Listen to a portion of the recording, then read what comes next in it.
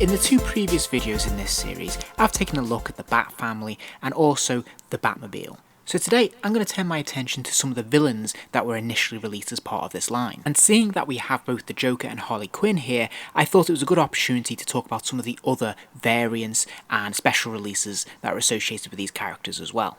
Catwoman was one of the earliest releases in the line and represents an entirely new body mould altogether, as she was one of the first female characters to be produced. The overall presentation of this figure is pretty much spot on, but the smaller, thinner frame would definitely present challenges for the articulation. One of the key strengths of this line is the absolute attention to detail and the accuracy of the sculpts. As we can see here, Catwoman is no exception. This is pretty much pitch perfect. The costumes in this line are all pretty simplistic, but there are some nice little details that the DC Collectibles have really drawn on. So in this case, they've opted to sculpt in that belt there and paint it in, and it looks pretty authentic. Now, I did say that the articulation is compromised due to her slighter frame and the smaller joints. I would cautiously advise anyone to be very, very careful when they are moving the joints on any of these figures, but particularly the early releases, because there are definitely some issues with joints snapping, and you can really feel the resistance when you're trying to turn them. So she does have the ball jointed head, which allows her to spin it around and up and down to a degree, which is great. She's got the ball jointed shoulders that go out a fair distance but not all the way. She does have a pin swivel at the elbow, which means it can rotate 360 degrees and it will bend, but again, you must be very, very careful with it because the pin isn't that strong and they are very stiff when you first get them out of the box. There's a similar pin at the wrist which allows the wrist to rotate 360 degrees, and again it will hinge inwards and outwards as well, which is pretty solid. But one thing you may notice is that there is no ab articulation, there's no waist swivel. This is definitely a compromise for the smaller frame. She's got the hinged hips, which don't look fantastic, and when you kick the legs out to the side, yeah, they look pretty bad. Very, very disjointed from the rest of the figure, so you're probably not going to want to put her in that position too often, to be honest. And yeah, you're going to want to be very, very careful with that joint as well. But on the other hand, pleasingly, she can kick her legs forwards a good distance, although not back very far. She does have a single joint at the knee, which allows it to bend to 90 degrees. She has a swivel at the boot calf, which is really good. And she also has an interesting ankle rocker, which looks fine, and it does allow a greater degree of posability, which is quite nice, as you can see there. But later on, DC Collectibles will move away from this joint altogether and would favour a ball joint at the ankle instead. Now, really pleasingly, Catwoman does come with a ton of extras. She has, of course, her turnaround stand, she has a whip, a pair of open hands, a pair of closed hands, her pet cat Isis, a stolen necklace, and then this thing, which I can't remember what it is. And something I absolutely love about this is that Isis is actually articulated, so you can turn the head and the limbs there as well, so you kind of get an extra figure in here, and I think this is just fantastic that they went to the trouble to do this, and just really fills out the collection really nicely, and I think just, yeah, a wonderful little addition. So overall, I think they came out the gate strong with Catwoman. I think this is a really fantastic sculpt, I think it's really authentic, and I love all the extras that she gets. I think you have a variety of different poses and opportunities here that you can put her in thanks to these accessories. Now, I was going to nitpick, I would say obviously be extra careful when it comes to moving the joints because there is that resistance there and there is a tendency for things to snap off, so be very careful. And I think it's disappointing that we don't have more waist or abdomen articulation as well.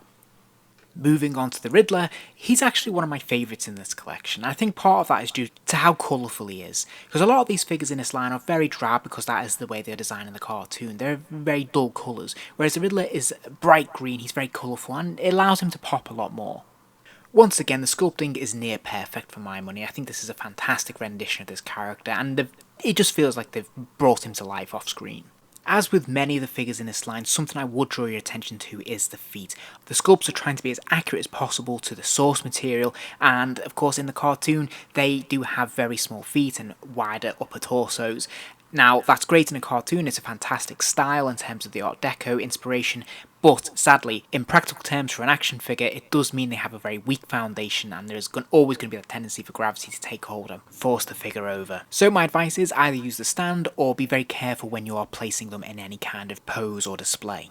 Now, thankfully, the Riddler does have a much bigger frame, and DC Collectibles have made the most of this to ensure that he has stronger articulation. So he has the ball-jointed neck, which allows him, of course, to lift his head up and down, spinning from side to side. He's got the ball jointed shoulders, but they're much bigger joints, so they flex out much more easier and go a lot further. He's got that spin at the elbow there as well, and it's a lot smoother and easier to manipulate, which is great. Although something to be aware of, his hands, although they rotate, they do not hinge. Although thankfully he does have a swivel at the waist which allows him to spin from side to side. Also, I would mention that it's nice to have different textures in a figure, and in this case he does have the rubber jacket, which is a nice touch. He has the same leg articulation as we just seen with Catwoman, so it never looks great when you kick the legs out there like that, but overall, again, due to his chunkier frame, this does look a lot better than what we see with Catwoman. He's got the same single jointed knees, which don't bend that far to be honest, not even 90 degrees, and yet his leg can kick back a really good distance, which is surprising.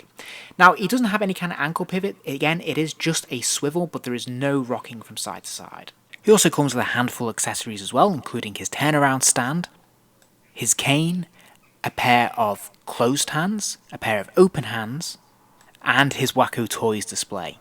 I really love this display because it actually has movable parts, so it would have been easy to just mould this into one piece. However, you can take out the individual pieces here and put them in the Riddler's hands. I think this is a lovely little extra touch, and it just shows a greater level of attention and care, which is just fantastic. Overall, a pretty fantastic release in my opinion. He stands really quite well despite his small feet. He looks fantastic. I love how bright and colourful he is, and I think those little extra touches there, like the extra Wacko Toys display, is just pretty awesome. Okay, and next up we have Harley Quinn. Now, of course, this is Harley Quinn based on the animated series as it first started before the New Adventures, and they did release a version of that character from that series as well, even though it's in the same outfit. Now, I think the sculpt is pretty strong here, however, there's something about this figure that doesn't look quite right to me. There's something that's just a little bit off, and I can't quite put my finger on it. I'm not sure if it's something to do with the dimensions of the face, the head, or the body in some way, but there's just something that looks a little off to me. Once again, I do feel compelled to point out that this figure has very, very small feet to balance on, but also incredibly thin legs as well, so there's going to be a lot of issues with this figure falling down, so be very, very careful with it. One of the things I do really like about the figure though is the fact that they've moulded her in the colour of the plastic of her costume. So we have red parts and black parts. These aren't paint jobs, these are literally moulded in that plastic, which is fantastic. It's interesting how with each of these figures the articulation scheme is pretty much the same in all of them, but there are subtle differences and effectiveness in each one. So with Harley, she can spin her head from side to side with no problems whatsoever, but she can't lift it up and down at all. There is no give there. Likewise, her ball jointed shoulders again are a little bit weak, so again, like with Catwoman, be very, very gentle with it, and her arms won't go all the way out. She also has the same arm articulation as Catwoman, in fact it might even be the same mould, but once again, be very careful with the joint. As you can see here, the joint is there, it doesn't want to give, and I don't want to force it too much. It can be done, but it takes a little bit of perseverance, and you have to make sure it's aimed in the right direction. Now her wrist will swivel 360 degrees, and of course they will hinge as well, which is great, no issues there whatsoever, which is fantastic, great range of motion. And here you can see the elbow will bend, but again, just make sure you've got it facing the right way around and be very, very gentle with it when you do bend it. But when you do, she can bend it quite nicely there to more than 90 degrees, which is fantastic. Once again, no waist articulation. These are the same hips we've seen before, so of course the legs do kick out, but as with Catwoman, they look really, really bad on the female figures. Like they just, yeah, I would avoid this at all costs. But once again, the legs do kick forward, but surprisingly they kick further backwards. So this is really cool, I like this, I think this is really quite effective. And of course the legs bend there, the knees at 90 degrees, and she's got the same ankle pivot that the Catwoman does, so you can really see that there, but they don't hinge, so they don't go up and down, they just literally rock from side to side. For accessories, she comes with a turnaround stand, a pair of open hands, a pair of closed fists, a Joker fish, and her cork gun. I really like these accessories, and this starts to feel a lot more like Harley Quinn. This looks a lot better and a lot stronger in my opinion. So yeah, I think overall this is a pretty cool figure. I'm going to move on now to a special release, which was the Joker and Harley Quinn 2-pack, which is based on the Mad Love graphic novel, but also episode of the animated series. The packaging sort of breaks with tradition from the rest of the line. It's a lot more colourful. We can see the bright pink there, we can see the pink heart in the background. And both the side of the box and the reverse of the packaging feature artwork from the graphic novel, which is really cool. Usually we just see an image, that standard image of the Batman, but this is fantastic. This is really different and very presentable. So starting off by looking at the Joker, anticipation's fairly high for this one since, to be honest, the Joker is my favourite Batman villain and the animated version is my favourite incarnation. I love his look and I think the voice acting from Mark Hamill is absolutely spectacular. And I'm really pleased to say that DC Collectibles have done a fantastic job with this figure because straight away you can see it just looks brilliant. He's really bright, he's colourful, and the sculpt looks pretty much perfect. I particularly like how they've got the green paint application in the hair there, just that sweep that just gives that accent, that nuance, which is brilliant. And he also benefits from the extra texture of having that rubber frock coat, so he feels very nice to touch as well. And being one of the bigger, bulkier figures, he benefits from the increased articulation. It's a lot smoother and he has a lot more range of motion. So as you can see, his head can spin from side to side, it can look up and down a good distance. His ball jointed shoulders really kick out a really fair distance there. It's very smooth, there's no resistance whatsoever, and there's a huge range of motion, which is great. He's got that swivel at the elbow as well, which is fantastic, and of course, it can also hinge to 90 degrees there. Likewise, his wrists are nice and solid and firm. They spin 360 degrees, and of course, they hinge inwards and outwards as well. And he has that waist swivel, which is really beautifully done because it's, thanks to the frock coat, it's almost seamless. You actually can't notice it when it spins round, so it doesn't look noticeable or unnatural at all. The legs hinge out much like the others, so, although it doesn't look fantastic, it definitely looks better than it does in, say, the female characters.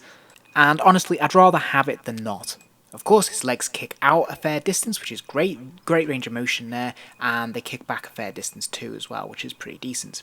His legs do hinge at the knees there, not quite 90 degrees, but a fair distance. There is no pivot on the ankle, it is just a swivel there. So this is the version of the figure that you get with the MacLeod set. It is basically a re-release of the original single-carded figure, but you don't get any of the accessories. So what accessories did you get with the single-carded? Well, actually you got quite a lot. The Joker came with a string of pearls, he came with a stiletto knife, he came with a comb, a telescope, and that fishbowl helmet that he wears in one episode as well, and a couple of extra pairs of hands. DC Collectibles would also release a holiday version of the Joker as well, which is actually taken from the pilot episode of the cartoon.